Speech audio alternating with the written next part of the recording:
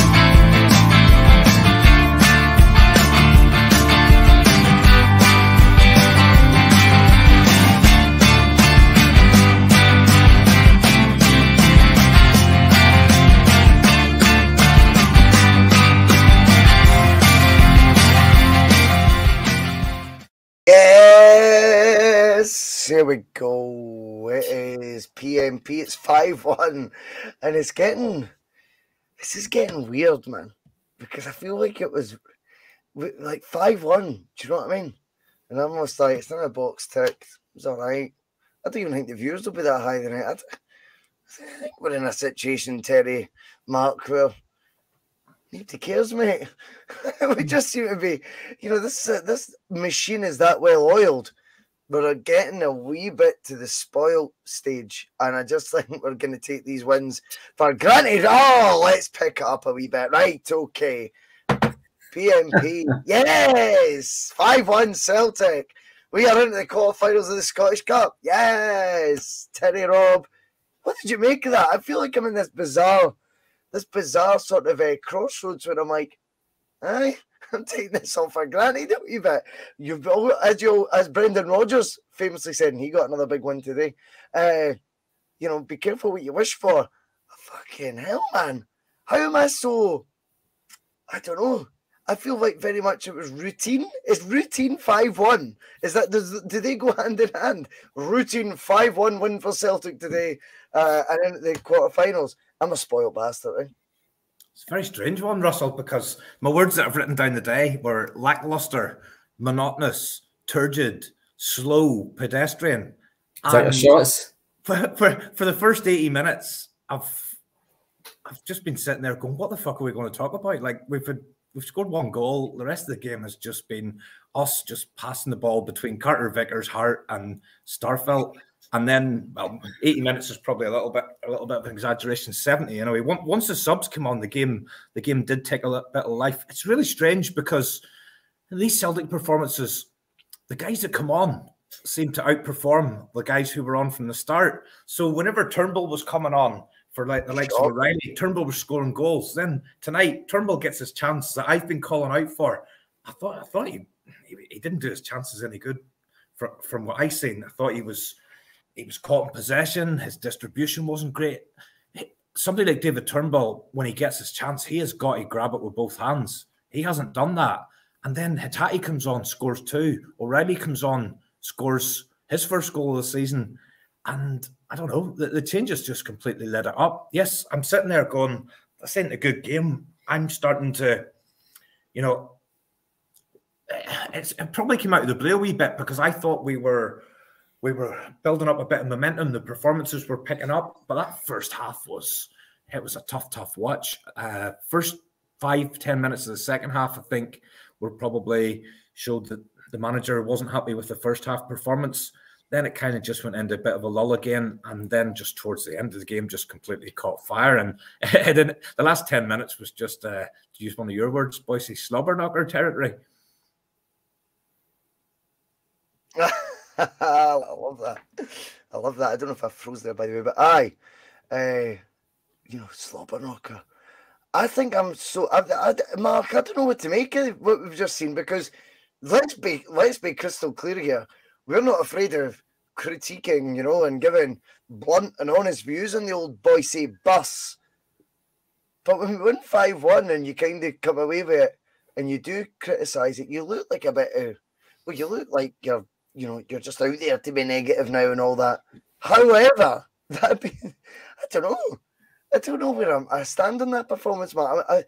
That last 10 minutes that maybe Terry's alluding to has completely turned everything upside down. I don't know how you can be. How can you be negative when you win 5-1?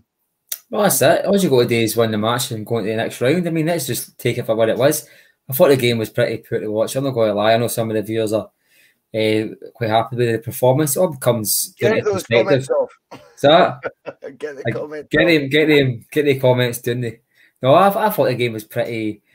I thought it was pretty boring. If I'm not being too harsh on this performance, it's funny you mentioned Brendan Rodgers. When I was watching it reminded me of Brendan Rodgers last season. The ball just getting passed about. That's insane. You said that. Yeah, because it felt like it. I mean, Starfelt and Joe Hart were passing the ball to each other. God sake, more than anybody in the park. But they won the match. I think the couple of the goals in the last couple of minutes were really good goals. I thought Hitati's was a beautiful goal. I thought O'Reilly, I think he needed a goal. If anybody needed a goal to kickstart his season, I think O'Reilly needed it. I thought he looked a bit more sharper when he came on and what he had done all season. Maybe he's took the fact that he'd been nudged into third choice, but looks at. I mean, Turbo getting a chance in front of him. I know I had to tell you saying he's glad to see guys at Turbo got a chance, and so am I, because I want to see just how strong the depth actually is. I mean, if you look at your squad on paper, a squad on paper and the reality of the squad is two totally different things, in my opinion. You look at a subs bench, you go, right, there's 6-7 players there, 2 or 3 are going to make an impact. That's the way I look at the bench. I go, Haksabanovic, yes. Or Giakoumakis, yes. And I go, no. That's how I work out how strong the bench is. But the reality of these second choice players when they start, there's a severe drop off in quality. And that's isn't a negative spin on the match. I thought the match was there to be won. I thought St Mirren, good on them, because there's too many times we've watched games at Celtic Park and teams are just coming out and they're just standing there. And St Mirren went, no, I know the day. We are going to take the game to you. And I think a better team would have got joy out of Celtic today, because they looked as if they thought it was routine. Never mind the fans. Is that the case, or is Celtic just a wee bit surprised and startled that a teams came, Terry, as Mark's describing there, and had to go? I just think sometimes you're out your rhythm. I think at times there's a default setting, right? Oh, that's Grey Goose, isn't it? He's getting on that. Fucking no, mate, I've got that in here. After last night's performance, I'm not going to drink it. There's a C-bomb coming, Terry. I'm telling you right now. No. But, but do you know what, though, Terry? When you think about what Mark's saying there, I don't know if this isn't a criticism of Celtic whatsoever. Teams just have stopped having a go. Let's quote him. Let's get him. He needs a klaxon. The Giakoumakis klaxon, by the way. That is definitely getting made right now. Phil's probably already at work at it, by the way. Because I think Giakoumakis' comments that he said the other day, I don't take any offence to them. I don't think he's trying to be a bitch. I think he's just told his truth. And then, of course, St Mirren went, hey, hold my beer. Actually, we're not all the same chaos. We actually do come and play football in Scotland. And I think Celtic maybe. I don't know if it was so much they were complacent or they were off the. I just think they were caught off guard. I don't think Celtic expected that the day, Terry. I don't think anyone expects teams to come and actually play football at Celtic Park and go toe-to-toe. By the way, I want to give them their due before we go into it. I thought St Mirren actually put up a decent fist of it in spells. What's your take on it? Because you're giving me that Roy Keane face. They were decent, Bhoycie, but at no stage was the result ever in doubt, I don't think. Even at 1-0. I agree with that too. It was just cruise control. But it's really strange because I think we've had an off day today and we've scored 5. We've scored 5 and we've won a cup game 5-1. I just think we had an off day. And again, prior to that sort of last 10, 15, 20 minutes, I'm sitting going, who's had a good game today? I did think Carter Vickers had a good game. I thought there was one point where Carter Vickers, he was the one that was nullifying any sort of threat that there might have been, kind of thing. But I know I talked about Turnbull earlier, but I thought some of the other guys were quite poor as well. I mean, don't say Starfelt's name, Terry. No, just say it. I know you're on limited time tonight. We've only got Terry till 9 o'clock, by the way. We will get there. But I mean, take Jota for example. I thought Jota was very, very quiet today. Very quiet, and he was up against the fullback called Strain. He looked as if he was carrying a knock. He should have been able to skin him. Strain. Anyway, no, I thought Jota was quiet. Right, and I'm even going to say this. I can't even believe in saying this. Yourself and get the optic out, mate. Honestly, I thought when Abada came on, I didn't even think Abada had a great game, but he's had 3 assists. Abada's had 3 assists, and I didn't think he's the quiet assassin. He great game either. Abada's the quiet assassin in that team, undeniably. His numbers confuse everyone. I think though, I look at Jota and I go, see that flick though that he went over the bar, the back heel one, and I go, that's why he's out. I'm going to have this conversation later on, right? Because I know we're meant to do match analysis and all that, right? But I don't like going blow for blow, as you know. I think it's boring. I think it's repetitive. I'd leave it to Gary Lineker or the wee fella. Do you know what I mean? Because, it's boring, right? I think sometimes it's wee moments in games that you pick up on. And I looked at that Jota half volley back heel and it goes over the bar and I went, that's why he's my favourite Celtic player. People can go in the debate about best. That's not what I'm saying right now. I'm saying he's my favourite Celtic player. And it's because he thinks of stuff like that. And he captures my imagination, Mark. We've got to give a shout out, though, before I come to you, Judge Kearney. Apologies. Because Chunks of My Chunks has donated £20. Mate, it's so sound. But I've left a wee... it's on one of the videos, Chunks. There is a special discount Chunks code that I will just tell you, right, and privately. If you want a Bhoycie Bus shirt, drop me an email, okay? crookedarm@ymail.com. Drop me an email and we'll get a shirt out to you, all right? Because you've done more than enough for the channel. You need to get something. You need to get something. Get my shirt, boys. Get a size and get my shirt out. Of course. Thank you, Terry, because that's exactly the path I'm on, though. That's what we're going to do, definitely, because Chunks, you're too generous with your cash, and you want to see something back for it, and I can't get you those tickets for the League Cup final. Oh, he says he's emailed me already. There we go. I'm behind the times. Mark, we've not done all that good stuff yet, but there's 125 watching right now, which is a hell of a lot of people, so thank you for jumping on the bus. Hit subscribe, hit like, share, slag my hair. It's all good. And if you want to become a Bhoycie Bus member, like the returns of Chunks in My Trunks has, like Danny O'Malley, good to have you on, mate. Like Scott Howe, a regular. Brown Warrior, regular. Stevie Kenny, Jim C, Gary Brown, they're all members. But Mark, back to the football. And yes, it was 5-1. But I think the wee moments for Jota, whilst he might have had a quiet game, I love him. He's my favourite Celtic player, definitely in that team. Oh, definitely. He's probably one of the first players I look at for on the team. Seeing you see his name on the team sheet, there's the potential to have a moment of brilliance. If that wee goal goes in, even the commentator says, if that goal goes in, even if it gets chopped off, it's just one of the ones you want to see. Chunks in my, Punks in My Chunks, how was he pronounced his name? My Chunks. Chunks in My Trunks, I'm terrible. It took me about 4 minutes to get Liam Greenlaw's name right? Punk, was it the Punk Lord? Punk, was it Punk? I can't even say his name. Anyway, Joe is outstanding. See, you watch that guy. He actually reminds me like a sort of diet version of Ronaldo.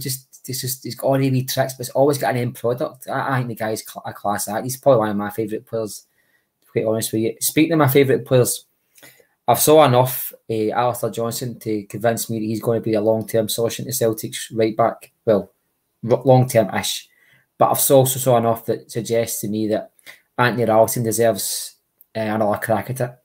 I think this guy's come in. He's just a great defender. His passing sometimes kind of lets him down. I think my brother said the day that he rarely passes the ball forward with conviction, and I get what he means. He's normally looking for the backward pass or the easy pass, and when he does try something a bit more out there, he normally gives the ball away. But I'm really hopeful. I'm really confident this guy's going to turn into the number one right back for me. But I think. Does he remind you of Tierney? No. I think he does. He does remind me of him. No, see the way he gets through players and his tenacity is very Tierney-esque. But I think Tierney was a lot more aggressive on the ball and going forward. He was overlapping all the time. Tierney was constantly overlapping. Yeah. Tierney was playing on the shoulder of Sinclair quite a lot, if you remember, and he was always seemed to be in the byline more than he was in the Rain Half. He seems a bit more reserved. Body shapes though, Mark. I think if you... He postures like him, Mark.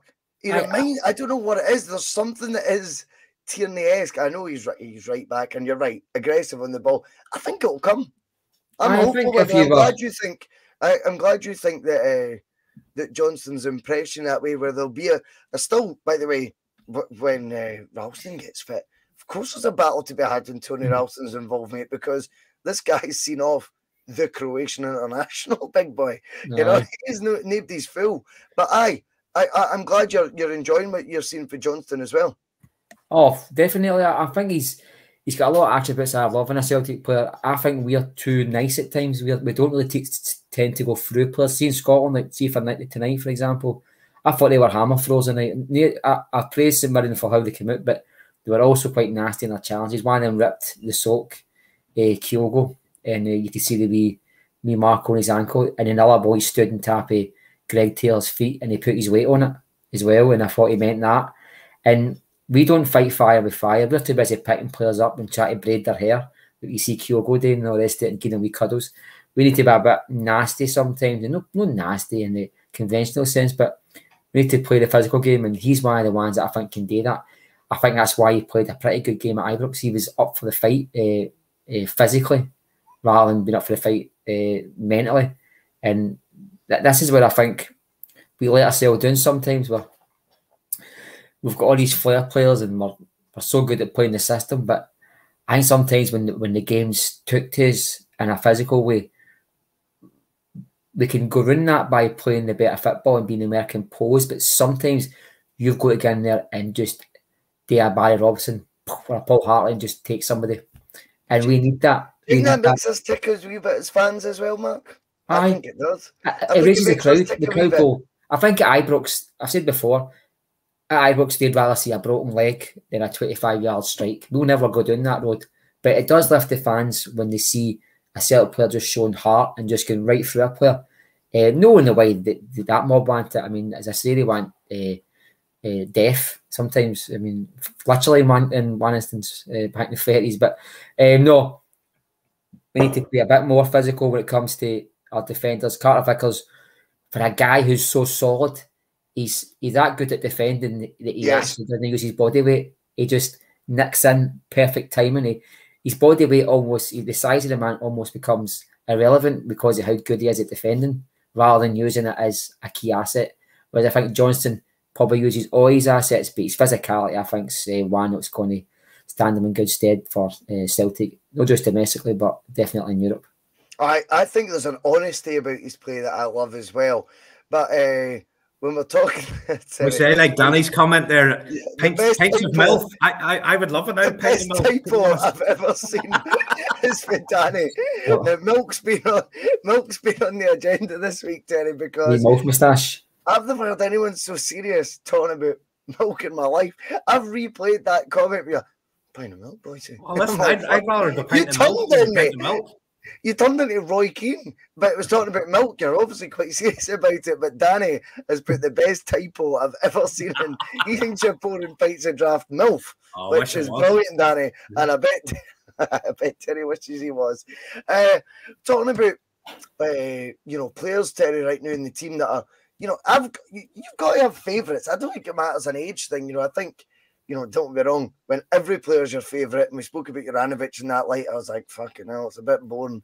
But I think no matter what age you get, you have your favourite. Jota's my favourite in that team right now. Mark's making a brilliant case for why Johnston could become a favourite, and I think really Tony Ralston is the judge's favourite. If I don't want to speak on your behalf, but I think the judge is and Tony Ralston. That's a marriage made in heaven.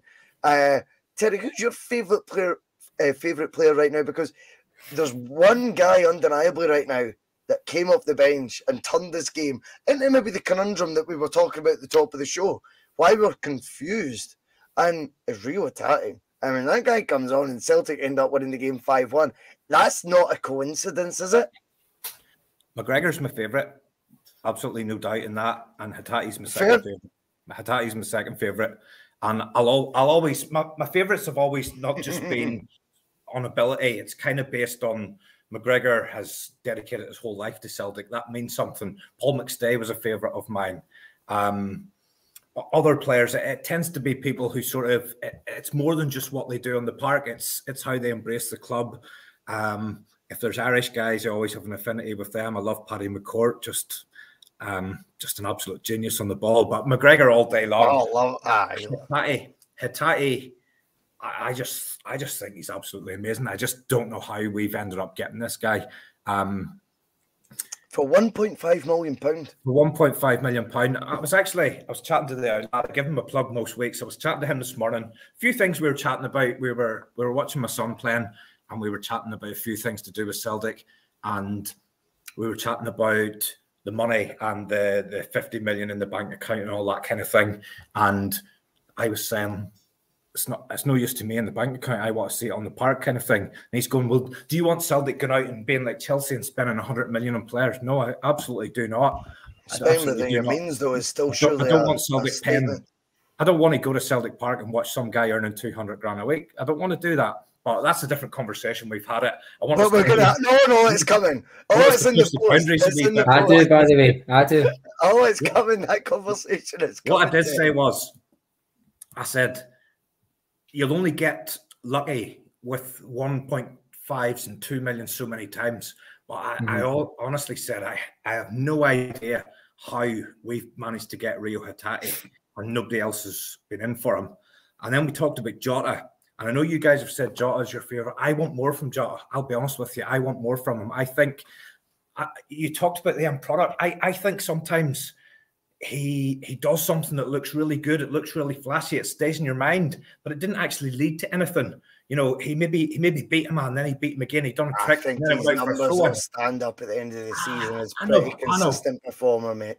I know. He's a good player. He's a good player. I just want him to push it. I just want him to push on another level. I think he's got another level in him. I really do. And I want to see it. He's in the right place to do that. He's in the right place. And I also think what I love about Jota, Jota's unapologetically himself. He's completely unique. See, even and I know this is me being very 2023 here, but even his appearance, I go, that's a guy who's, he's just him. He owns who he is. I think that's refreshing. I mean, I'm not, I thought I preferred the curtains and the hairband look, right? That is the honest truth. I liked it when, towards the end of last season, I thought, now he looks like a fucking proper player. But I think he's very confident within himself, within his own skin. And for me, I think he's the most gifted footballer at the club. I really do. I think he is. And he's my favourite player because he makes me, he doesn't tickle my balls, not yet, but he definitely makes me, want to get off my chair, my computer chair. I'm kidding on him at Celtic Park. Do you know what I mean? But he does make me get off, get onto my feet and watch Celtic play. I think he's the embodiment of the Celtic way as it's known, Judge Kearney. But there's loads of other players. Hatate comes on today, and what he shows is, without maybe all the flash of Jota, he goes, you want to score some more goals? get me involved. And he took it to another level, that Celtic performance today, I felt, Mark. I think he does that very often. He's an unassuming player, but brilliant at the same time. He's the kind of guy that you notice how good he is, but he doesn't actually stand out on the park. It's very clever how he just seems to be in the right places at the right time, but his end product's just so good. I think he's a very clever player. The passes he's making, I think, at a higher level of team, I think he'd be worth his weight in gold. You know what I mean? Like a Modric or something the other day, I think he would excel in a very technical team like one of ones, and you see like coming for like South America or something like that. You know what I mean? He would be amazing to watch in a team like that. Bournemouth, I think he was fit into that team. I mean, God, you're talking about Bournemouth. I mean, they signed Ryan Christie. I mean, look at the smallest stand in the world. I mean, who thought it was a good idea to get a guy who kicks the ball 50 yards out of the bar and put him in a stadium like that? He's had that lined up, Terry. I've no. He's had that. There's no way. He's been waiting for that one for a while. No, just because it just rolled off my tongue. That's the ammunition, definitely. No. I may have said it before in the past on Twitter, but I think Christie was fucking nightmare. But almost, I've got to tell you just a comparison. I think Ryan Christie is very much reminds me of David Turnbull. The two have got the same traits. Tend to be not as good as what they think they are, but they've got a good shot on them. Except it takes them 50 shots to hit a target. But anyway, Hatati's outstanding. I feel like he's the one I would be worried about losing this summer. I think Jota's maybe got another year left in him, his development, before he starts hitting the radar, hitting the push button of the bigger teams wanting to buy him. And I think Hatati might be at that level already. I want to come back to you on those two players. Do you know what I love about both Hatati and Jota? Is you're absolutely right. I think they're the two most sellable assets, by the way. I think because they're the two best players at the club. In terms of Callum McGregor's now approaching 30, Terry. He's made his decision. Right, every club in the English Premier League that might fancy a Callum McGregor look at him and go, right, it's off. It's off the menu. It ain't happening. So he's an asset. That's why I love him, Bhoycie. That's why I love him. Which is totally fair.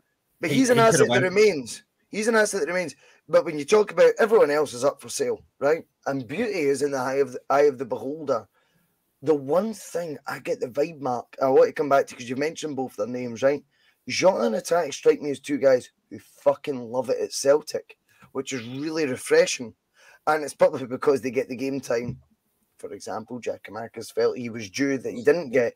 But Jota's been rotated more. But I get the vibe of him. He's been utilised in a way where Andrew's like, you're top of the pops, mate. So when I'm not playing you for a reason. It's not because of form or because I think you're off the starting 11. I think you're not playing right now because I go for something different. Scottish football's mental. See, he dies and look at him. There he is on that trampoline again, bouncing about everywhere. Do you know what I mean? Flying about like a Raj. He's like, sometimes Scottish football needs that. You're too good. Don't you worry, my boy. And I think Jota's getting managed differently from what Jack Marcus was a straight shootout with Kyogo. He's went, look, mate, your second choice. But both him and Hatati, I think would be. I'm not naive, but I think they'd be tricky customers to get to go down to England. To like Edward could not wait for it, whether it was Crystal Palace, Brighton, Southampton, whoever it may have been. He'd made his mind. He was going to the Premier League at that point. We're nowhere near that stage with these guys. If you want to prize them to the English Premier League, money-wise, Celtic will be easy to deal with, right? And we're going to talk about the money stuff in a bit, right? I promise you that, because I know you're revved up, Mark, right, for that. But so am I. But undeniably, I think those two guys right now would be more difficult to prize because I generally think there's an intelligence about Shaw. See when you watch his interviews and that, this guy's no mug. He knows what he's doing. He knows the environment he's in right now. And I think they both know they're in the right place for their career right now. I think it shines on the park. Hatati today being, the better performer than Jota. But overall, I think both those two boys, I think, are going, yes, we might be the elite players at Celtic right now, but we're also at the club we see as the elite club to be at, where our career is at this moment in time. I think it'd be difficult to prize away for a Crystal Palace or that. What's your thoughts, Judge Kearney? Well, the proof's already in the pudding. I mean, Celtic put an offer out to Jota that that Benfica had to accept, but Jota didn't need to accept it, and it was in the press that Benfica had offered Jota better terms, and he said, "Look, for my footballing career, okay, I'm going to be losing some money short term, but longer term, Celtic's the place for me." And Benfica is his boyhood club, so it must have been a hard decision for him.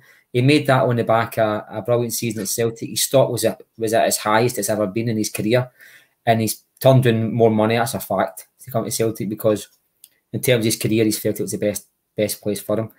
And I think, see, these young players nowadays, they're getting advice constantly given to them. It's not coming from the right place. A lot of agents are greedy. We see sometimes when agents are talking to young players and they know they'll get a big move in them, at least maybe 2 big moves in them, they're more hesitant to push them to the first big offer. They'd rather see a good career path and get that extra 4 or 5 million out of them and that extra payday, rather than just push them to the first Southampton that come calling. How big a factor is Ange in that, Mark? Well, I think he's huge.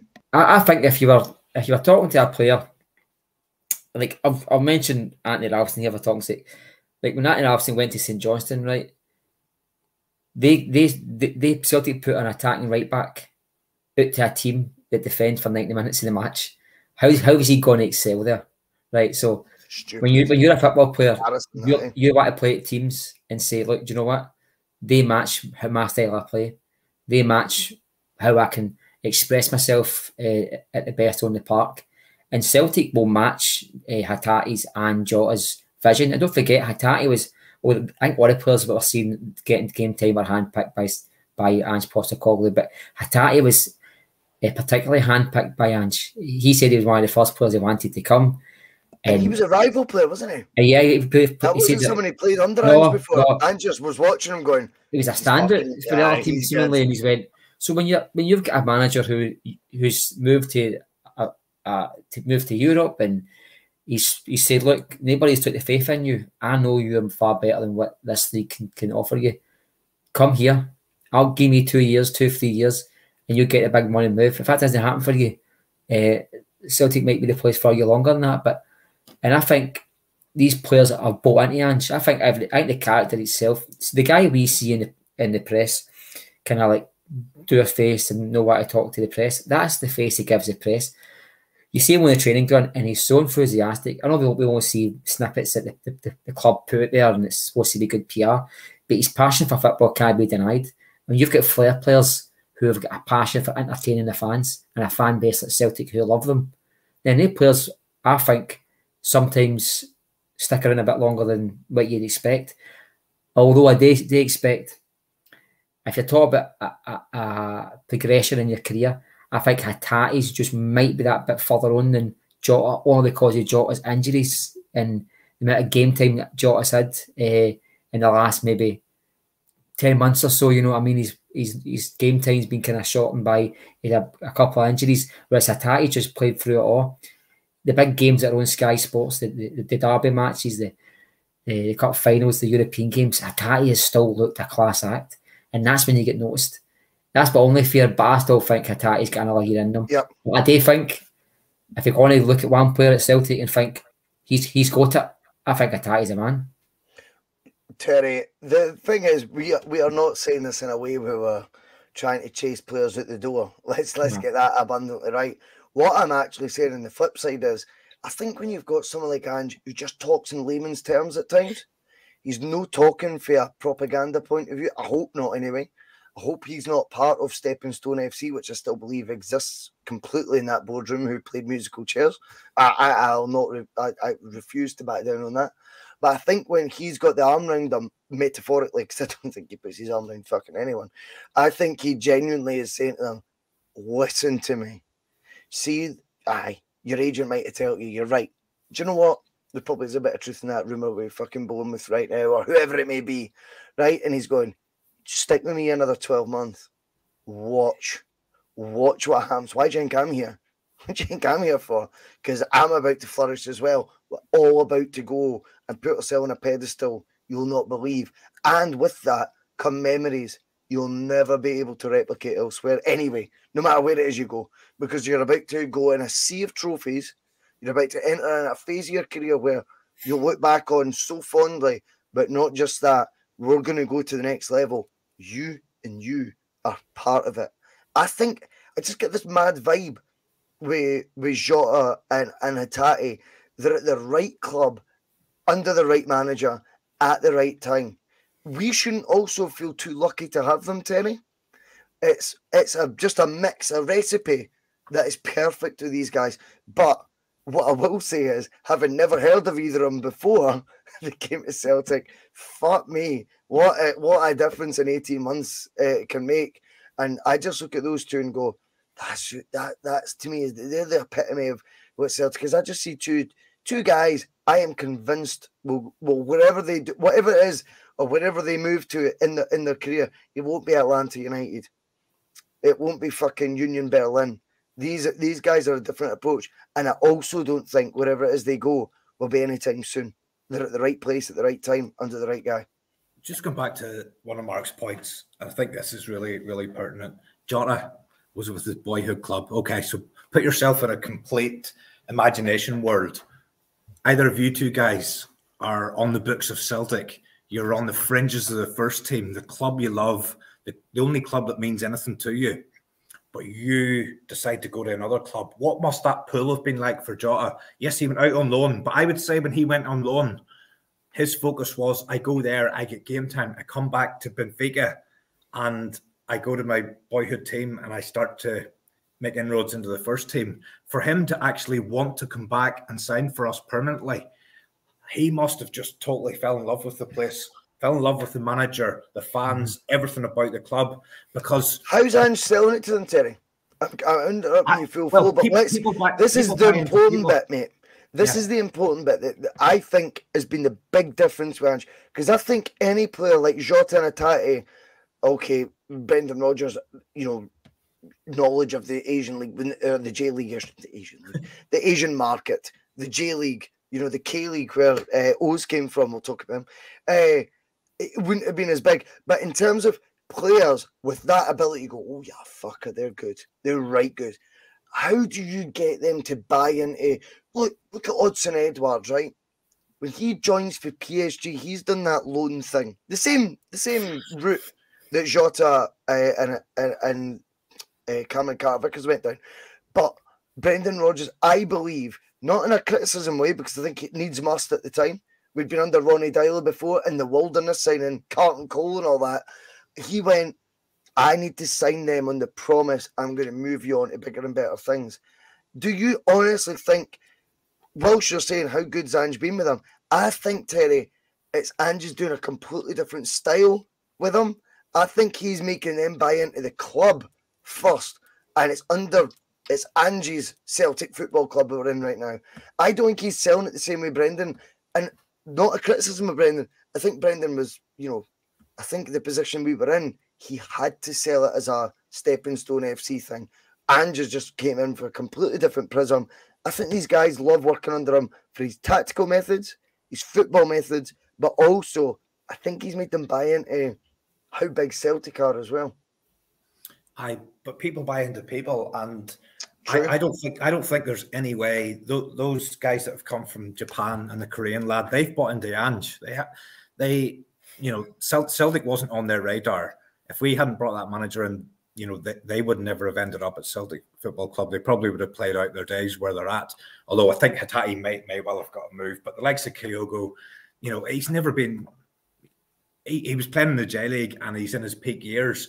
If he hadn't already got a move to Europe by that stage, it probably wasn't going to happen other than Postecoglou had a good knowledge of him. I just think all those guys have bought into Ange. My concern would be if anything did happen with Ange, we've got a large base of players there who have bought into Ange and whatever, as you say, he has sold them, and that's probably. It would be great to understand what. Here's the caveat: has he sold the club? This is what I'm saying to you. I'm going. It's not maybe just that. I think Ange has made these guys clear. Like, do you know who it is that? Like, do you know why I've joined them? They're fucking massive. I think there's a difference. I think Brendan Rodgers made people sign. You know when you said people play people buy from people buy into people. Salesman pitch, and everyone knows that's the truth, apart from the Bhoycie Bus, fuck me. But I think when it comes down to it, Brendan Rodgers went, "You will come and you want to play for me." And I think everyone went, "Yeah, you're right. You'll make me better and you're going to move me on." I think Andrews went, "You're going to play for Celtic with me." He's accompanying it as opposed to selling it just on Ange Postecoglou. Does that make sense? But don't get me wrong, withstanding that, Ange Postecoglou's reputation in the UK was zilch. Let's be real here. Before he came to Celtic, Brendan Rodgers was a guy who finished second in the EPL. Well, see, Ange always talks about the personality, and I genuinely do believe he's handpicking players that he is aware of their personality, and he thinks when they come here, they will embrace this club kind of thing. I mean, you touched on Edward there. Odsonne Edouard is just going to disappear. His career, he's never going to win anything in his career. Anything of any note since he left Celtic. He's not going, he's gone down south. He will retire a very rich player, but Odsonne Edouard isn't going to bounce from Crystal Palace to a higher level team. He's gone there. He's gone there. I sometimes just look at the team lineups to check if he's playing and stuff like that. I don't on the bench today. On the bench today. But sometimes it just look in their derby games against Brighton. That's classified as a derby. He was on the bench today, Terry. I sometimes just look, not because I couldn't give two fucks if he's playing or not, but I sometimes just look to think, Odsonne, what did your move turn out like? You're sitting on the bench for Crystal Palace. Yes, you're even richer than you would have been if you stayed with us, but you can't get a game for Palace. He probably has come to Celtic with that idea of a couple of years, bounce onto the Prem, maybe go to lower mid-level team, then bounce on to the top. He ain't going there. He can't even get a game for Crystal Palace, for fuck's sake. Do you know what I mean? I think you talk a lot of sense. But, Mark, this is the thing now. And this is where P.M.P. comes alive. Because me and Terry don't always just talk about the game. But we're going to get your final thoughts on it before we do. Right? And we're going to talk about Giakoumakis leaving. The panic you see when Kyogo gets injured, and I know you'll be in the same boat as me, because the one thing we can always say about Judge Kearney is he forecasts things and he gives you a realistic thing that could happen and probably going, worst case scenario, how do you think about that if that were to happen? Well, today we got a wee sort of insight into, did your gut turn when you seen Kyogo injured? Did you instantly start going, we're not in a position to let Giakoumakis go? That's how I felt. I instantly thought, when I seen him getting taken off, Mark, I went, fuck. This could be the biggest own goal of all time, ironically, because we've let a striker go. Fuck, my gut turned, my shit turned to water when I seen it, mate. I'm not going to lie to you. I was panicking. I went, anytime I see a Celtic striker going down, I always think, who's going to replace him? What's their backup? With Giakoumakis on the bench, you weren't all that worried. But that's what I was saying about O being there. Absolutely. If O's going to be the person who's going to come in and replace Kyogo should injuries happen, the guy should be on the park. Or unless he's that far away from it, that he's not able to come on and play an hour of football. I don't think that's the case. I mean, the guy was training for Celtic for about 2 days before he was unveiled. He's been at the club for about 3 weeks now. If he's not up to fitness yet, when is he going to be? Let's be honest here. So I think if he's going to be the long-term solution, or at least a plan B, or a challenger, you want to see the guy get minutes. I mean, he went down injured after 15 minutes, and the decision was made to bring on Abada. And you go, we've saw what Abada can do. Let's see what a young boy can do. But did you get the fear of that point, Matt? I in a wee bit tonight because I want to get to the nitty-gritty, because I know we're on a 9 p.m. curfew with Terry, right? So let's be clear here. When you seen O not being the choice to come on, did you think, fuck me, Bernabé Mark 2 here? I was going to say that exact phrase. I went, here we go. I went, all right, it sounds a bit premature, but what I was thinking was, no, this is like game four or five into his Celtic. Specialised position. And I went, specialised position, and you're not choosing the guy who's the out-and-out striker. And did you notice how far the performance dipped when Maeda came off the left wing? Because if we didn't have that high press, it wasn't working as well. A lot of Celtic's game plan is on how they press. I always go on about this. You watch how a team press, and you can almost You can almost see the manager's vision how he wants his teams to play. Celtic always press strong. They get the wide men and they push on the man, shorten the space, and then give the player on the ball as little time as possible to make a decision. That wasn't happening when Maeda went through the middle because the decision's easy for him. The wide man just tucks in behind and goes out further, and the centre back just passes the ball when it run about Maeda. It's easy to see. It's quite obvious to see when you look out for it. And I think if you've got a big target man like Giakoumakis or O in this case, it allows you to still have the two pressing wingers.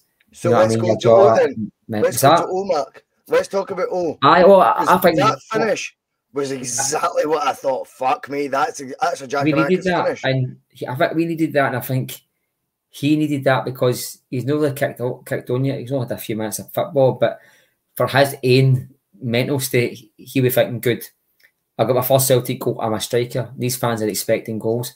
Korea's probably expecting him, probably watching him very closely. So I think that'll be a big hit on YouTube. That'll probably get a lot of views of that goal.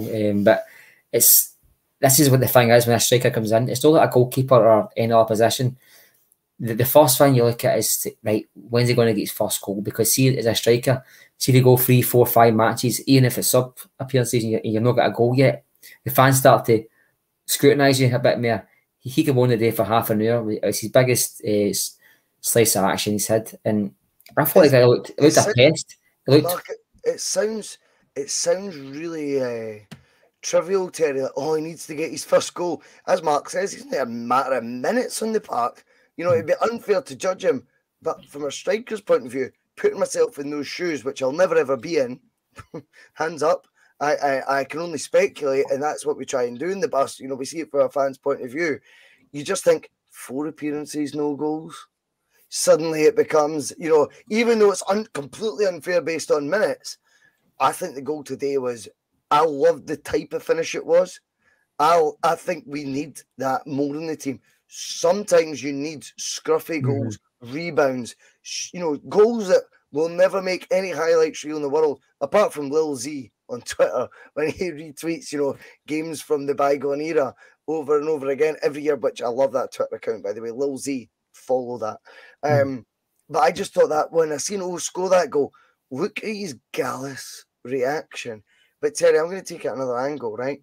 And don't want to go too speculative, but Hatate kind is the assist maker, right? He's the hit maker. Only player didn't go over to celebrate with him. I think this old guy could be a character that divides as well. I think there's a bit of maverick in him. I think when you look at his celebration, you know, the arms open, sort of gallusness. I'm all for that, by the way. I just wonder if there's a bit of him that's going to be that Giakoumakis thing that's missing, but Angie's guy. So we'll see. Maybe Giakoumakis traits off him, but because it's one that Ange wanted, he'll get more preferential treatment. What did you make of his again, another cameo appearance today, but the goal in itself, it does mean, as Mark says, more than potentially a rebound shot, you know, I mean, an easy finish potentially could, but I think early in your era, defo, it just carries more weight. It's an easy finish, but it's an easy finish if you're in the right place at the right time to make the finish. And he was. And totally. Look at, you talk about his cameo appearance. Today's cameo was his longest minutes on the park. I think he got close to 30 today. In the previous games, he was only getting a few minutes at the end of the game, the dying embers. In terms of should he have come on when Kyogo went off, I probably look at it slightly differently. The K-League finished in October. So if he's anything like Jota, he's probably been on his holidays for 2 months, visiting every city across the world. He's joined us then in January, probably with 8 weeks of non-activity. I know he's a professional footballer, but there is a difference in terms of being fit and being fit, match fit to go in a professional football game, I probably think he's still some way off being ready for 90 minutes, to be honest. He's been with us 3 weeks, but if he's done nothing for 2.5 months before that, or he hasn't done a great deal, or he's been on his jollies, he's enjoyed a nice Christmas, all that kind of thing, it's probably twofold. I think Abada would have been the manager's thoughts for a start, and then he's got a chance to put Abada on. He knows Maeda can play through the middle, and he probably knows. But this is hindsight, though. This is hindsight, Terry. The optics at the time, when you see a winger going on for a striker, you're going, fuck. Do you know what I mean? I think he was doing pre-season, by the way. Just want to say that he's been on pre-season for a few weeks before he joined us. He was already. It was revving up to his start of the season. That's a good point. That's fair enough, Mark. That's fair enough. I mean, to me, he looks like quite a. I'm not going to use the word chunky, but he's quite well. He's well put together, and I don't know. I just think the manager probably didn't see him lasting 80 minutes.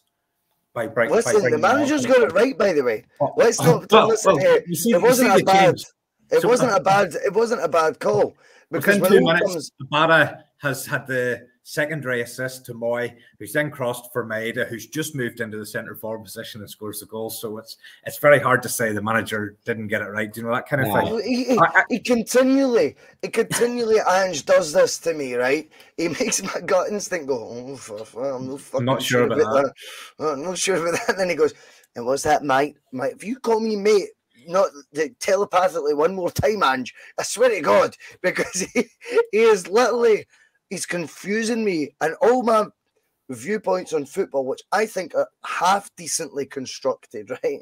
Half decently. I'm not going to go too far, right? But I think half the time I'm like, I've got a handle on fucking what I think I'm seeing. Every fan thinks that, and it's their gift to do so. He continually fucking makes me question everything I've ever thought before.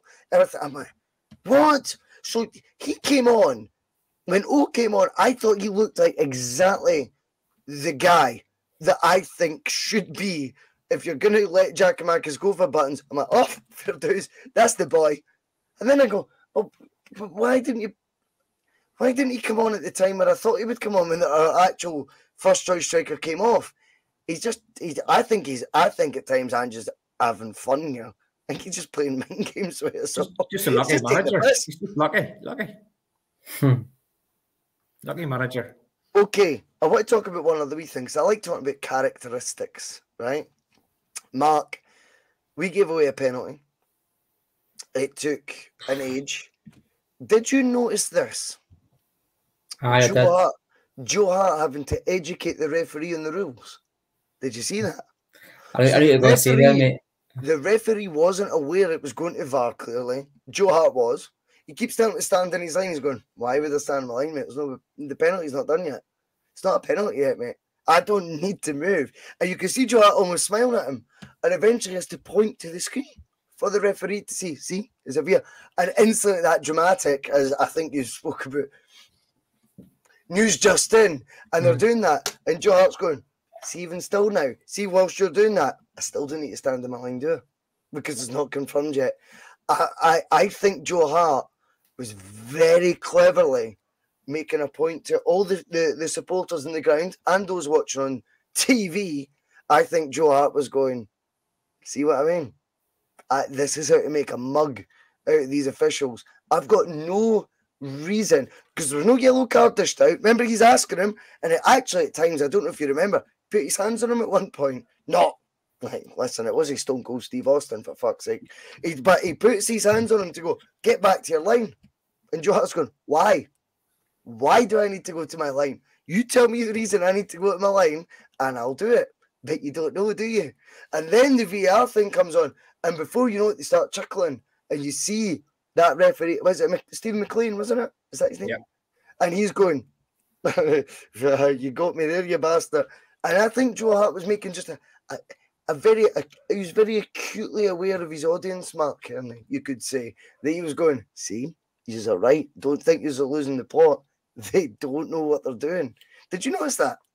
I noticed straight away that it was going to go to VAR because it was either going to be an offside check or a penalty check. The referee's arm nearly fell off his horn went straight to the spot straight away. It was by you talk about a guy here who spent 3 minutes staring at a camera, a monitor, sorry, and one of the most obvious penalty kicks you've ever seen in your life. And then there was another one where they checked for an offside goal that was about 4 yards onside, the first goal. They spent minutes checking that, right? But they couldn't wait to give that penalty. Joe Hart knew that there was going to be at least one check on that. The referee was just like, no, this is getting taken just now. The first Get thing, on your line. Get on your line. It was trying to rush it through. He's probably trying to panic and get the penalty through, hoping. I mean, the SFA put Steve McLean, every Celtic fan knows his history with Celtic. That baldy referee looks like the guy of Little Britain. He's a vile bastard when it comes to Celtic. You'll get the Tory MP. It was the B word, Terry. It was the B word he used. It was the B word. The Tory leader. I mean, the Tory party couldn't be any more unaligned with the Celtic support and the Celtic traditions. I mean, the fact that the Tory MP is now back refereeing in Scottish football, he'll have a derby match soon. Just you watch this space. That was probably the precursor to the Scottish Cup final. Should we get there? They flung all their eggs in one basket today. They're getting more and more desperate.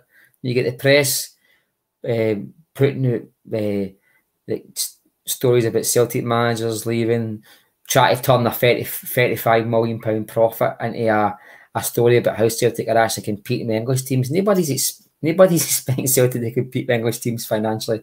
Where they managed to pluck that one for this morning, I never know. It came for their arse, but this is what's really getting me.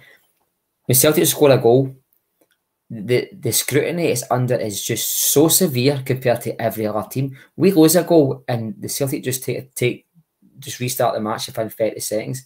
See if we score a goal, right? You're spending 2 minutes waiting, 3-4 minutes waiting for the goal to be confirmed. Stop the flow, stop the momentum. We scored one for 30 yards out. We scored one, I think it was a couple of weeks ago. It was about 30 yards out, Turnbull, and he spent 2.5 minutes looking at it. I'm going, what can be wrong there? There's no offside, there was no tugging, nothing. What were you checking there? They're actually looking for a mistake somewhere, desperate to find some way of chopping off a Celtic goal. It's obvious, we can all fucking see it. And as I just said, they're getting to the desperate stage now. I mean, I can't wait to see John Beaton and fucking the other Tadgers is going to be involved in this cup final. I mean, come on, it's going to be, they're going to fling everything they can at us. Celtic just find a way of beating the 13 men. But just to get back to your point, Joe Hart knew what was happening there. The referee was trying to rush through that decision, get the penalty kick taken, and hope everybody in the stadium, everybody watching on TV, would forget about it. And just quickly, you heard Michael Stewart saying something I spoke about. Michael Stewart said this full stadium had no idea what that referee was looking at. It was a decision in the first half. Now, every paying supporter was at that stadium today, whether they've got a season ticket or whether they went for the very first time, knew nothing that was happening. I think it was something in the first half that happened. And this is when you need to start explaining decisions over the tannoy. We get the mics, get the mics up, and it's happening just now. It's getting trialled just now somewhere in the World Cup Championships. Whatever the fuck that is. That sounds like something they play ice hockey, and I don't know what it is. Aye, but if we get an invite, if we get an invite, though, we'll be there, right? Well, we're not back invites all the time, mate. I mean, we're not back, man. No, there's no C-bomb coming on here, mate. No. Glasgow CST is the only guy that every time he comes in the chat, he just says this, up the bus. I fucking love that. I love it. It's a slogan. Terry, we know we've only got you for 12 more minutes, so we need to get into this. This is what we do on P.M.P. As you know, get the optic out and show everyone what you're drinking from today. See, it's not just Bumblebee shirts. It's not just Bumblebee shirts. We've got our own vodka and everything. We've got our own vodka and everything. Phone Terry Robb for more. But if you do want to buy a Bhoycie Bus shirt, wow, look at those. And I just want to say a big thank you to everyone who has made a purchase so far. It's actually a wee bit overwhelming at times. You know what I mean? Have you a rough idea of how many purchases we've had?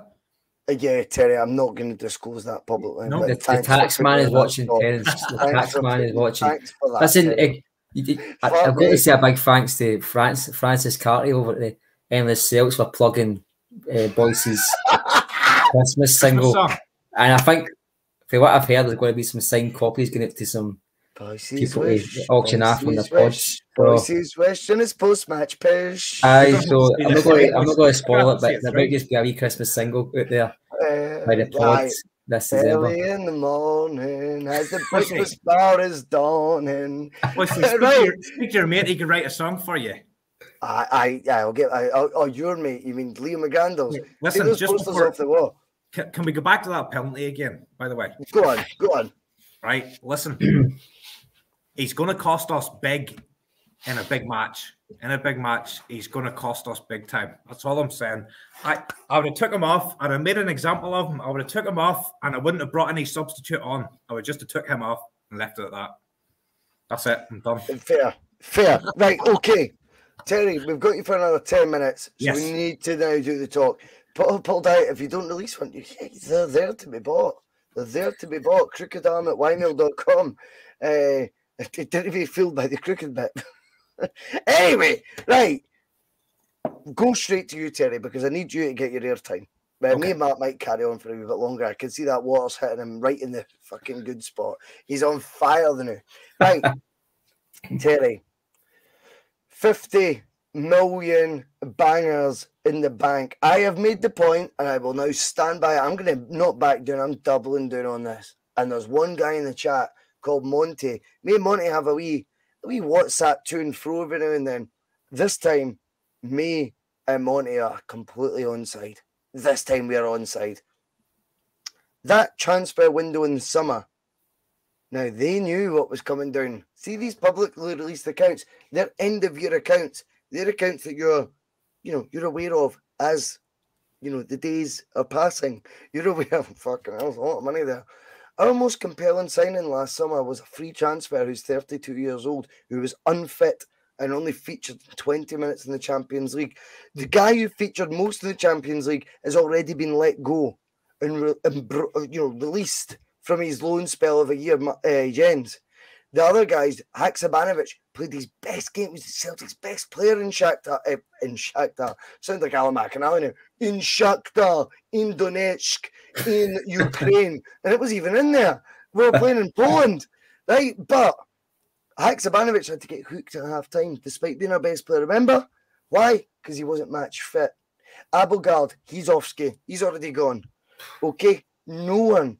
Bernabei, did he play a minute in the Champions League? I don't think so. The other two I've spoken about before. Ring-fenced signings, Terry. These were guys we'd agreed fees with. It is a fact. We had to already agree 6.8 million for Jota, 6 million for Carter Vickers. This was money Celtic clearly already had in the bank.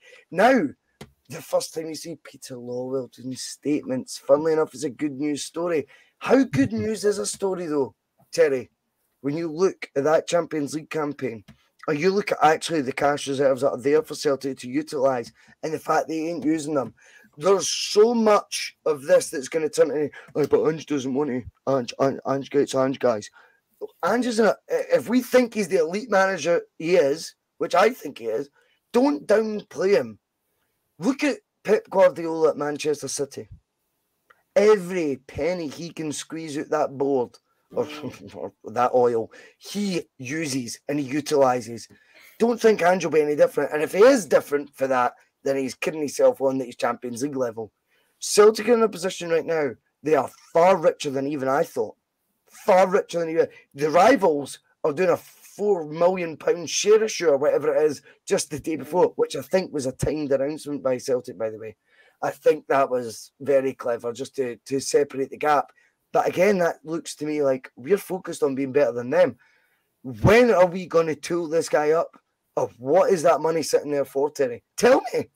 It's this summer. It's never, boys. I said it last week. This summer or never. There's no money in the bank trophy, as far as I'm aware. I'm not aware that there's a money in the bank trophy that any club has ever won. Spreadsheet Cup. Yeah, spreadsheet cup, money in the bank, whatever you want to call it.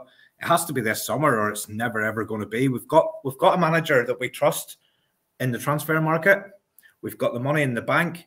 If it don't happen this summer, it ain't ever happening, and we'll just have to accept that we're just going to be a team that just does enough to win the SPL. Do you think it will happen this summer then? Because I'm going to give you a couple of examples. Not convinced. We turned over £100 million 2 years in a row under Brendan Rodgers, then haggled over John McGinn. I was very vociferous on this on the Bustalgia show last night with Phil, because they were talking about players that could have joined Celtic that didn't. Now, I know there was 2 examples. Was it Castagne, the right back, and Piccini, the centre half, that were maybe the £9-10 million mark, and that would really have been a Brendan, calm down, man. But the John McGinn one, Terry, was at angle in over 300 grand. There's 2 viewpoints on this for me. Both are damning on Celtic. It was either you haggled, you tried to be too tight, or you had that much of a personal beef with the Hibs chairman that prevented you from actually offering the money. The third one that I love, and I laugh when people says, we did offer the same money as Villa, though. Aye, once he'd done a tour of Villa under their manager and sold the vision of what he was going to be there. That's bullshit. So don't fall for any of those 3. But Terry, now we're actually in a better position.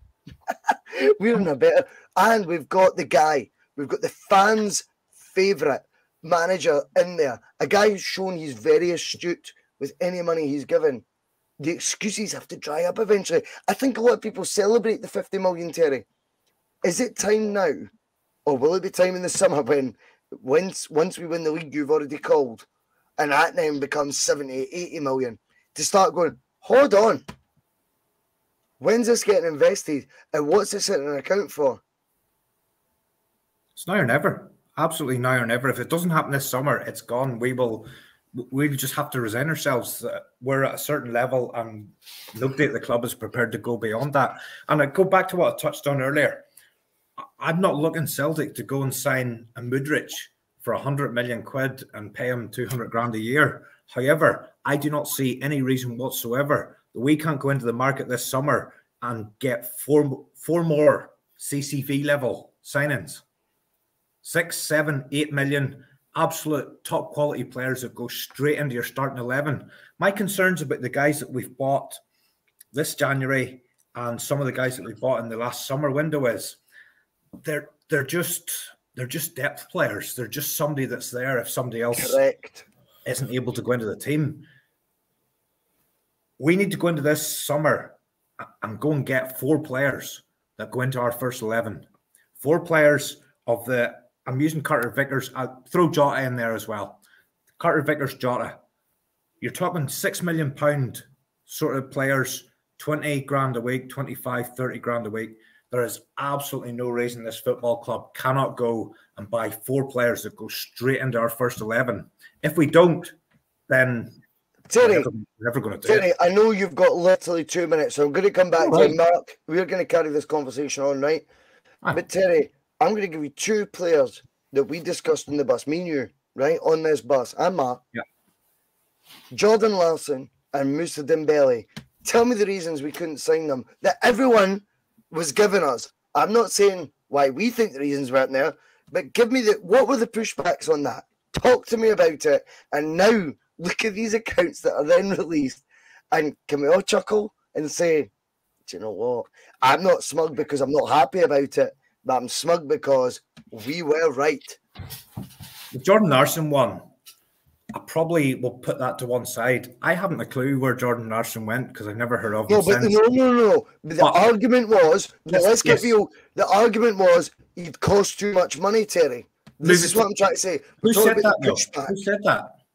Oh, everyone, mate. I got a Twitter pile on fucking some guy called. No, but the club didn't say. The club didn't say he would cost. We're not talking about the club. We're talking about the fans' pushback here. Sorry.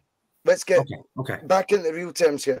At the time when we were having discussions about Jordan Larson, and then in January about Moussa Dembele, the naysayers. I'm with you. Right. Okay, so let's change. Let's move on to Moussa because I was a bit more bought into that one. So Dembele had 6 months left in his contract. We know what he can do. He guaranteed you to come in, score goals. He probably put Kyogo out of the side. 3 million transfer fee because he's in his last 6 months. Astronomical wage. I had this conversation earlier today, so it's actually quite poignant. And it was put to me, we could not afford to pay Moussa Dembele. We could not afford to pay Moussa Dembele 60 grand a week. And my response was, at one point this season, we had 4 number 6s. 4 number 6s, probably all on an average of 12, 15 grand a week, doing absolutely fuck all. You multiply those 4 15 grand a weeks, you get 60 grand a week. We've stockpiled players. We've got a lot of depth. We've got a lot of depth, but those players are doing absolutely fuck all. All of those number 6s are doing nothing. We've got Moritz Jens doing fuck all. Gone. Instead of having all of these players who are sitting about doing nothing, do you not take it to the next level and pay that 60 grand a week to get a top level player that you already know is guaranteed to give you everything? Moussa Dembele would have guaranteed you 30 goals a season easily in the SPL.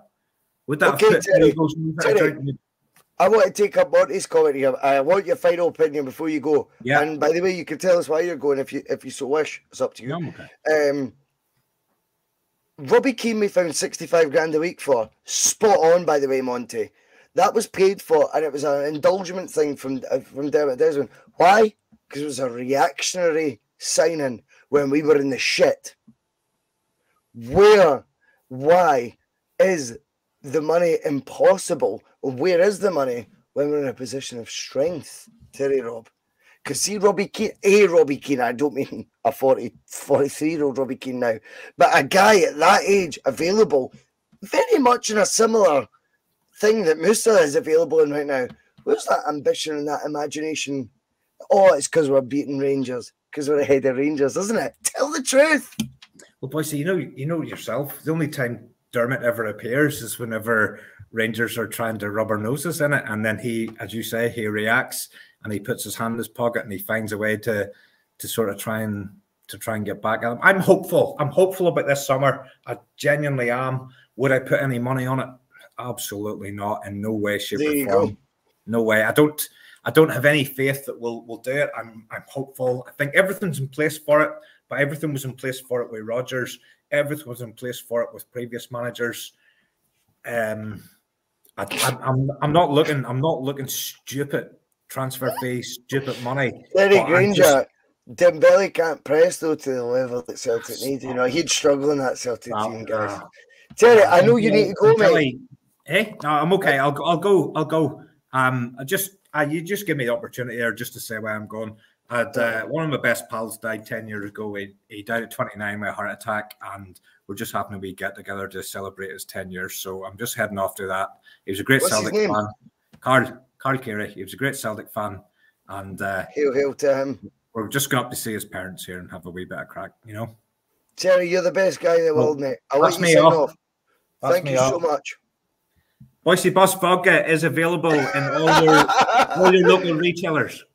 Yep, you can get a pie and a bottle of vodka all at the same time these days. Honestly, we're doing everything, Mark. We're doing absolutely everything. Terry, I'll let you go. You guys keep her lit. See you later. Thanks Take so care, much, mate. Bye. Enjoy your night, mate. Now, Mark, the judge, it's just me and you. And even I'm a wee bit intimidated because I've actually, you know, when you see a dog's hackles prickling, right? And they kind of goes into David Beckham Mohican, right? When he goes in a World Cup with England, right? That's what I've seen of you, and I can't even see your back. I know you've got views on this that are strong, but I am convinced I'm about to agree with 99% of them. Let's have it, Judge Kermy. Well, first of all, if you want to get the mentality of the board, the Scottish Government offered £2.5 million to the Celtic board as a loan, but deep within the paperwork was no board member can take a bonus during the loan period. That's the reason why Celtic knocked it back. It was free money for 20 years. So that's the mentality of our Tory board. Second of all, I keep mentioning it, our second biggest shareholder is an umbrella company and called Linsell Train. So what we spend is extremely scrutinised by the board of directors. And that's what's holding us back. But also on top of that, we've got Peter Lawwell, a guy who stood on the edge of a cliff when Celtic fans were up at the stadium, flinging sharks and threatening boycotts with season tickets the following season. He stood there and laughed at us. Celtic were on the edge of a cliff. He stood there and just watched it happen. If anybody thinks that Peter Lawwell hasn't got the ability to make decisions still at the club, then they're not paying attention. Mark, answer me this. Answer Right. me this, Judge. And I know you get your segment right, but you don't get questioned right. So I want to always push back when I got you live because I love your opinion and I like to challenge you because I think you're the most capable guy on the bus. Of you love this. You love the pushback. Let's get real here. Who's the only guy with the term chairman in their title role at Celtic at this moment in time? Tell me what. So whilst he's called, what is it? What is he called? Deputy chairman? What is he called? Is it non-executive chairman? Gavin Stricken chairman? No, it's non-executive chairman, right? No. So, but okay, that's all right. Who is the chairman, Mark? Because the only guy in a job that you think of any business, right? Any business. If you're the manager, well, Matt, where's our manager? I don't know, but there's 3 assistant managers there. I'll go to one of them, right? That's what you do. So a non-executive chairman, but the only guy in the building with chairman in the title? Oh, come on. If anyone wanted to educate me on what non-executive chairman roles mean, that's okay. I think I'll officially take that on the chin. But who else has chairman in their title at Celtic? Do you not think you're getting soup in a spoon fed to you and they're going, sleight of hand here, they'll no click. They'll no click. Who else? Who is? Okay. In fact, do you know what, Judge? Who is Celtic's chairman right now? Well, the best sleight of hand is done right in front of your face. I don't know who the chairman is because Ian Banker is the outgoing chairman. Isn't one, that's why. And something. So the non-executive part is quite interesting because that means he's no part of the day-to-day running of the club. He doesn't actually work within the board itself. You know what I mean? He just chairs meetings, but he's also the person who's delivering messages. Delivery is key in any conversation, anything you're trying to sell, any changes that want to happen. Delivery is key, and it could just be a case of casually putting people off. You talk about board of directors here who probably look at Peter Lawwell in awe. They probably look at the guy who's been there for 17, 18 years and just look at him as a figure that is just so good at his job. And do you know something? I've got question marks over Peter Lawwell's tenure at Celtic. We all know he took over Celtic in 2003. He took the team and went to Seville, and within a year or so, we're buying players like David Fernandez and Stephen Pearson. This is what I'm saying. So we all know what happened with Stratton. We all know what happened with Rodgers. We all know what happened with Lennon's first tenure. They all didn't get backed. Now this has got to a different level now because it's £50 million out in the purse just now. That's before they get the Champions League money for next season and season ticket sales. That's just going to escalate as before a crazy bid goes in for a player as well. If we're not looking to press a button this season, I think you can just gear up as a Celtic fan that we're going to press a button. What is the button though? What is the bullshit we deal with? Well, the button is people. Me and you are on the People same don't page understand here. this. Me and you on the same page here, Aye. right? Let's talk about the button. Oh yeah, Celtic they'll definitely do it after this. They'll definitely do it after. They got I'm not Brendan convinced. Rodgers, an elite EPL manager in. Second with Liverpool, ironically a Stevie G slip. A guy who wanted to take Celtic to the next level. We got absolutely bullshitted our way through that. And let's forget the John McGinn because we discussed that enough last night. Let's talk about Shved. Jeremy Toljan. I've never heard of him, but he sounds like I'm sure he'll do well for the club. When your manager's saying that publicly, that's it. It's done. I'd see at that position then, COVID wasn't a thing, Mark. Right? COVID didn't exist. Celtic were in a position of strength. Now, it then comes to COVID, and Kevin 14, he's bringing in something called COVID, had most to do with it, not Peter Lawwell. Kevin, I know you've bought a Bhoycie Bus, so you're taking me wrong. I'll still argue with anyone, right? You bought a shirt or no. And Kevin, this is fascinating insight, which I don't know if you're aware of. And I don't know, Mark, I said this in the WhatsApp group yesterday. I'm not sure if you're aware of. Celtic had pandemic. Celtic and Dundee had that. You find £5 million pay it.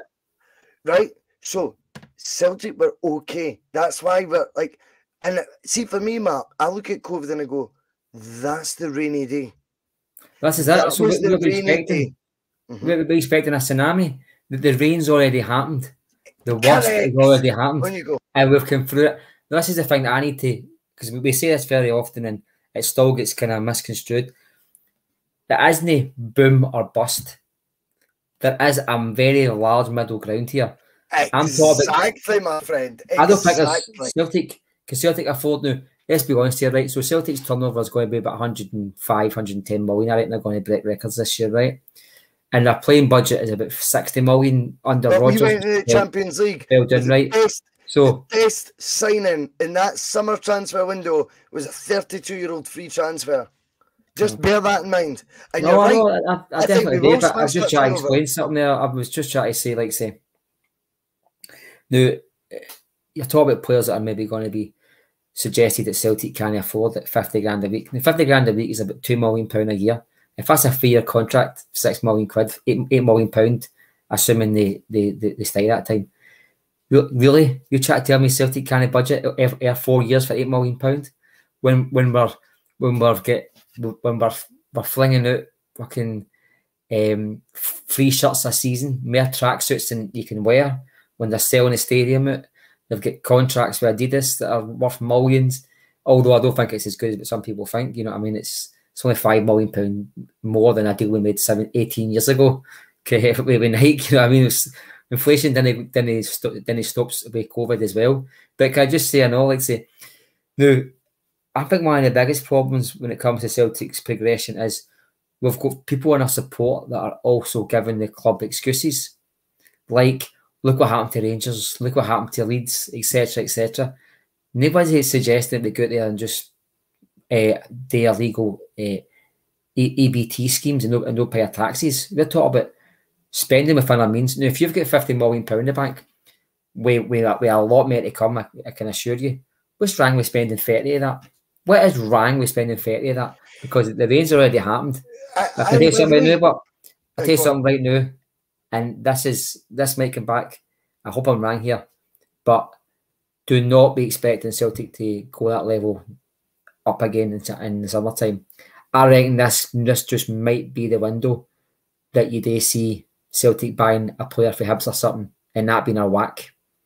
Because we've seen it far too often where Celtic are in a position of strength, we've got our feet on the throats of Rangers and we're letting it back up for air. This is the time we just squash it down until that body's not moving anymore. Celtic need to do it, and this is the time to do it. Mark, I love a lot of what you're saying. Just the end bit annoys me. Right? I'll be honest with you. The end bit annoys me. Fuck them.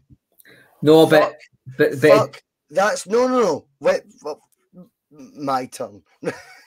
Genuinely though, pal, that's what's holding us back. See, as long as you're squashing and throwing them, or so you think, you've underestimated your opponent, and that is undeniably what happened. We thought we were better than them. We underestimated what was going on. We underestimated the debt they were willing to put themselves into to stop our holy grail. We underestimated that. Right? That's what I'm saying. So get that out of your head. Let's just go Celtic, Europe. Celtic domestically will take care of itself if we're focused on being a European force. John Duncan, accounts do not work like that. Half you need to go back to school. Well, actually, as I've told you before, I don't want to bore people, I ran a very successful business, Mark, right, for 6 years in my 20s. And half the time I thought I was gambling, thought I was guessing. I look back on that and go, fucking hell, I was on the money then. And I was dealing with the guy who owned the property where I ran my business from, a multi-millionaire who had 35 years in that trade and about, at that point, approximately 25 different premises. I was one of them. And I'm not going to, unfortunately go back to school. John, I know John loves the pod, by the way, and it's good to have you on, mate. But when it comes to business, sometimes, Mark, I'll tell you my truth. And I made gambles, but they were educated. And this is the difference. And I think it goes back to what you were saying about the middle ground. I think the Rangers busting thing has put the fucking fear up too many arses. That if you spend, you go bust. If you spend £12 million, you get Tory Andre Flo. Why are we so obsessed with what they've done? If you've got and you believe, you can't have it both ways, Mark. If you believe in this manager so much, and he's better than Martin O'Neill, as many people feel, the younger fans, and by the way, just very quickly on the bus, I want to say that maybe I've been ignorant to the love for Ange, because when I was of that age, I was the same with Martin O'Neill. He couldn't say anything wrong, to be honest. So, actually kind of, okay, because I'm older, I'm looking at a different prism, I'm actually going to back down a wee bit and go, do you know what? Some people see Ange for that viewpoint. If I cast my mind back to Martin O'Neill, I was probably just as biased and uneducated. Well, not uneducated in a bad way, just, do you know what I mean? Like, anything he did was amazing. Anyway, let's get back down to the money.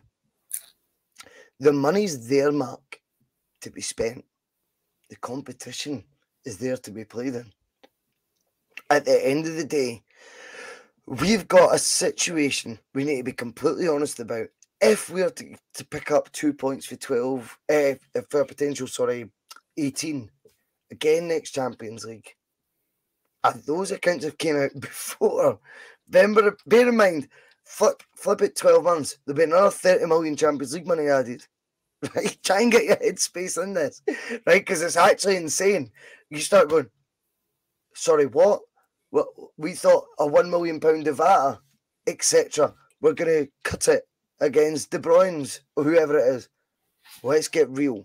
And anyone who thinks Ange isn't going to start pushing or rocking the boat, I think you're underestimating him.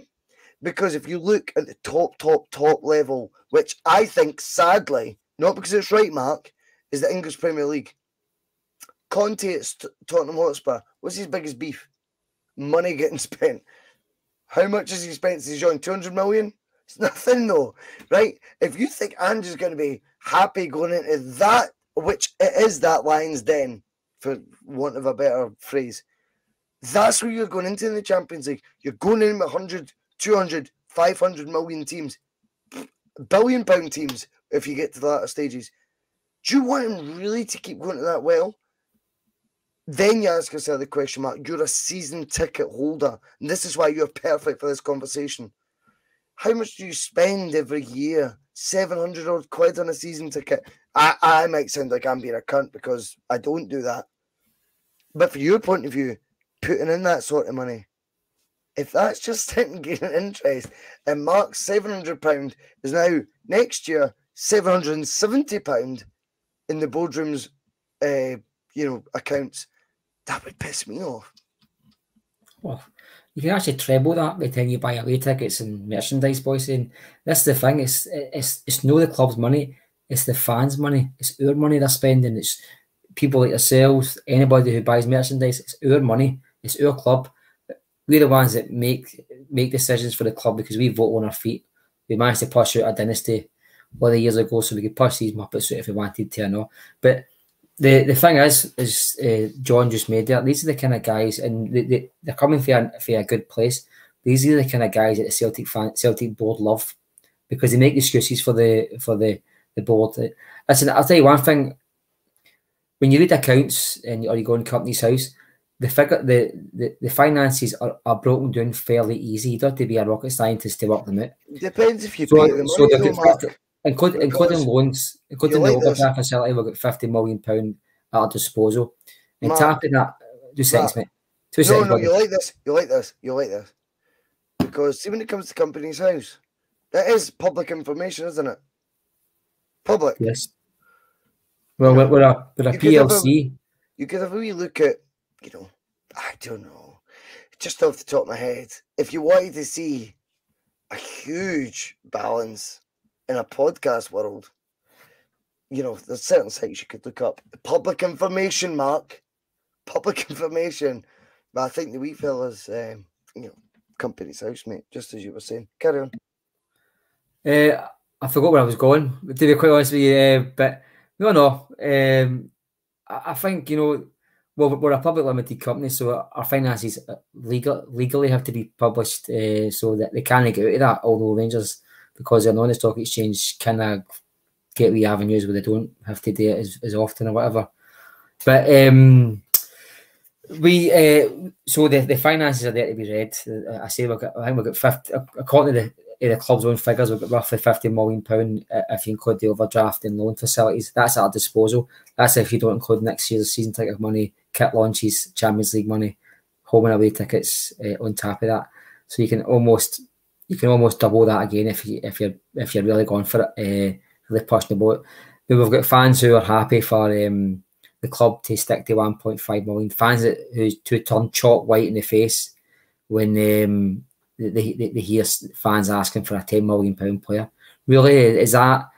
And do you know something? One thing that almost every football club that is out there spending 10, 20, 30 million pounds, it's very rare that they pay it in one chunk. Sometimes they can be over 18 to 24 months. So you can absolutely put... 150 grand could be paid over 4 chunks. So you can spread that air. I mean, Celtic are in a lucky position where they can project almost certainly their finances for 3-4 years. They know their finance. They know that they're going to sell at season tickets. That they've got a kit deal that's running, so they know how long they've got left in that.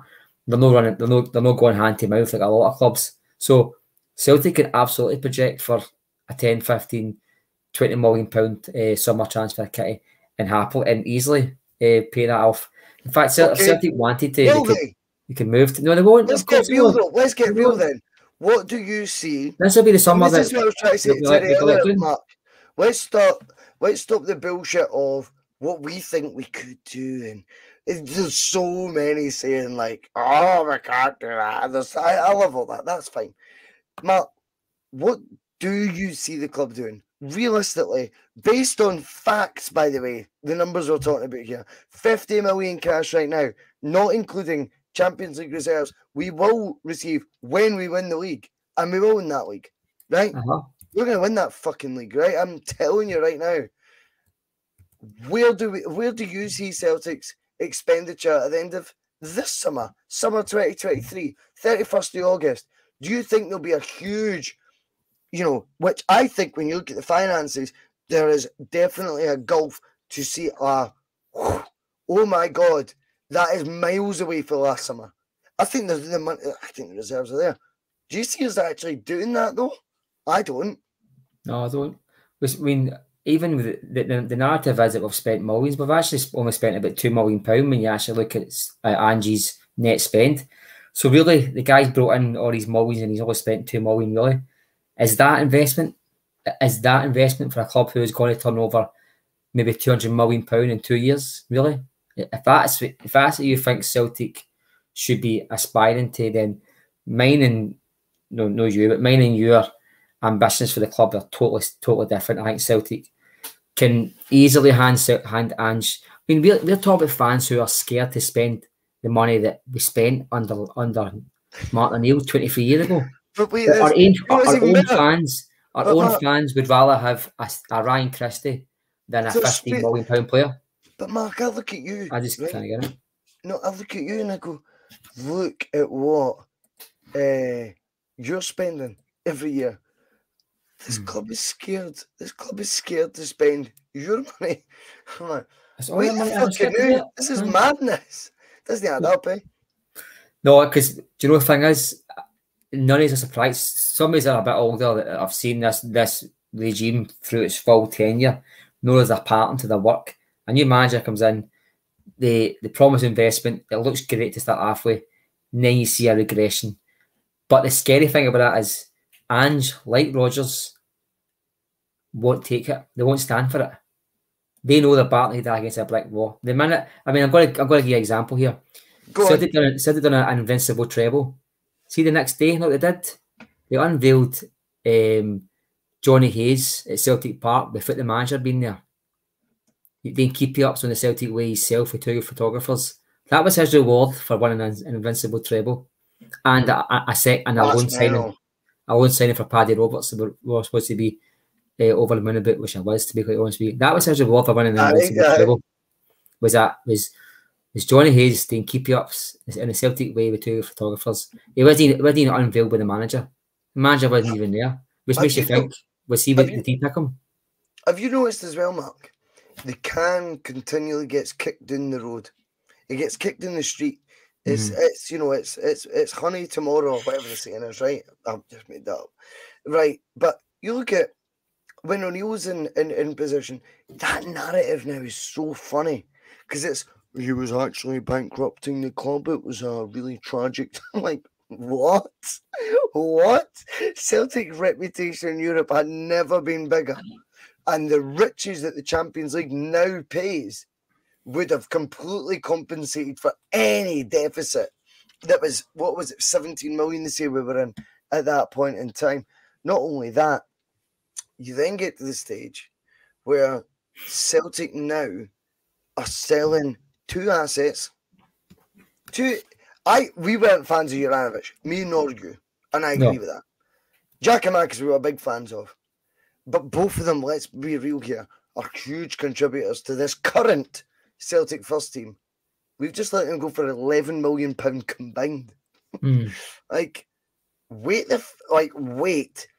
If you're in a position of strength, which funnily enough gets announced come the 11th of February, and I think was tactically done on the back of Rangers announcing a shareholding issue, because it's always a reminder, look how much bigger we are than them. My eyes have moved, Mark. And this is where we disagree about the League Cup and stuff. So I always go, nah, my eyes are moved on Europe now. I think Celtic are conditioning you to go, look how big a club we are in Scotland. Fuck that. Do you know what I mean? Let's go to the next level. If you're selling in 2023 two first-team players, I know Giakoumakis was an impact sub, but he was a top scorer last season. And you're Croatian internationalist, the guy who beat Brazil better than Pele, for a combined 11 million, and you're sitting there telling me that's good business.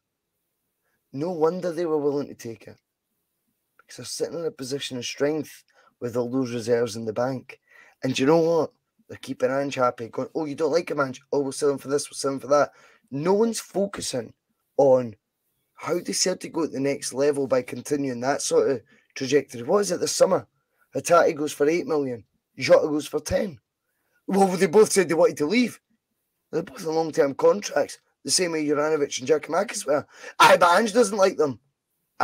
That's not enough for me. That's the potential we've now just opened ourselves up to. Do you agree, or I don't know? No, I think we're making excuses for the board all the time, and I'm probably guilty myself, because I'm one of the ones that doesn't really see the point in Europe, but that's maybe because I know we're never going to have ambitions to date. But that's on them. They've conditioned you. They've conditioned me, but it's not even just that. It's like it's not so many times that you can watch the same movie and expect the ending to be different, mate. I've seen it a million times. I've been watching Celtic since I've been old enough to say the name. You know what I mean? And I've never seen a board yet that's lived up to its name. And it's a Celtic thing. I mean, I've always said Rangers will spend money they've not got, and Celtic will spend money they have got. And just quickly, a wee fact that he put there. Rangers didn't go bust because they overspent. Rangers went bust because the banks were going bust and Lloyd took over debt that belonged to Rangers and called it in. And they called it in. So Rangers didn't go bust because of that. That's a fact. They didn't go bust because they just went, oh, we ran out of money. A debt get called in, which snowballed, set up a chain of events that just they couldn't get back for. It wasn't because they spent too much money, although that is what led to the overdraft, etc. But so Celtic are never going to go down that road. Celtic will never be in a position, even when we were going bust. I've said it a million times. Like, I've studied it, I've read a lot about it. There was like 4 or 5 consortiums trying to buy Celtic. Ferguson became in that day, put £1 million into the bank. Jim Kerr was without getting guarantees that he was going to get power of the club. He just bought the debt. He put £1 million up front with £5 million sitting in the bank, saying, "This is my guarantee that there's money there. There's £6 million that you need there for you, no matter what happens." So that's why the thought of Celtic scrambling around, chapping doors for somebody to give them money, but it's just false. That is a story that's been told that way, but it's not the story. What's the ceiling mark for Celtic then? What's the ceiling that we seem to be playing within? And that is, there's boundaries. We can see it. Celtic ceiling. Sorry, mate, I said to Charles, person Charles. Is that the GD? Is that the GD Sports delivery, mate? No, I got that. But as far as I'm concerned, Celtic seem to live within a ceiling they've actually created themselves. That is how I feel about it. Celtic have actually made their own ceiling. It had to be artificial. Celtic have made their own ceiling.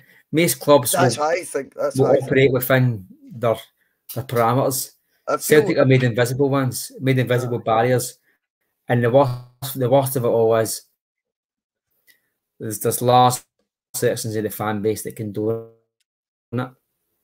And that's what worries me. There's folk out there that would rather we spent £2 million on a guy in Motherwell than £15 million on a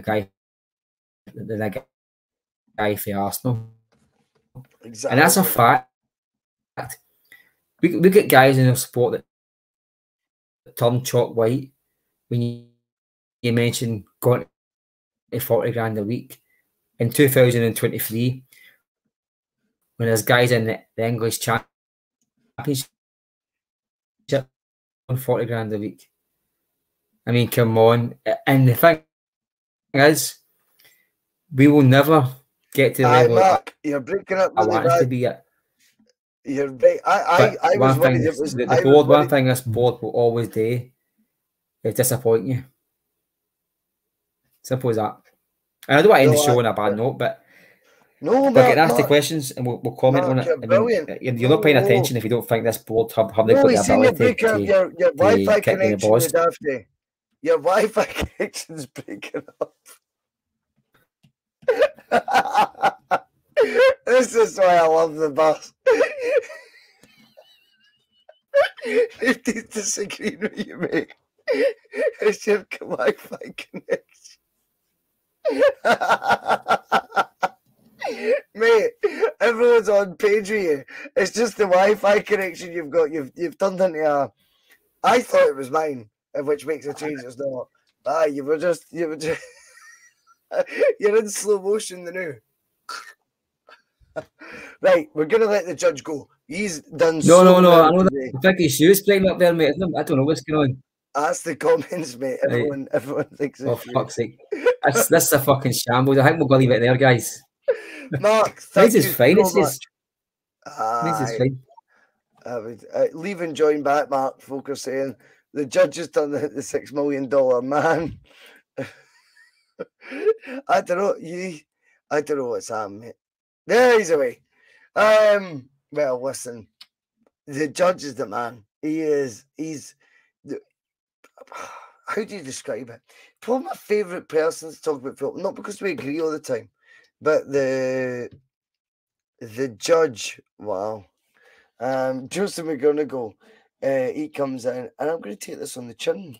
He says, "You said Axon was negative the other night. Oh, the irony. Maybe we can all be negative at times." I don't remember saying Axon is negative. I don't remember saying that. If I did, I'd be surprised. I've usually got a better part than that, Joseph. What I would say though is, when it comes to the financial side of Celtic, Joseph, it's not about being negative. It's about being realistic. You know, they're telling you figures in front of your face. They're telling you £50 million, and then you're not. I don't mean you personally, but then fans are telling me 50 grand a week is it's impossible. It's impossible. Like you've got to weigh it up eventually and go, no, the ceilings of whether it be wage caps, salary caps, transfer fee budgets that are definitely, I think, within the realms of Celtic having some sort of ceiling. Sales says brilliant show.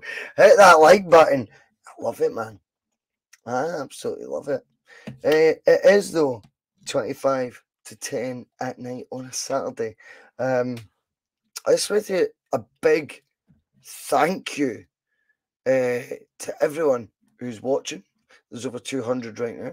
I want to say a big thank you to everyone who's bought the old Bhoycie Bus shirt, which I know isn't for everyone. By the way, it's not. I'm not here to fucking, do you know what I mean, rip anyone off.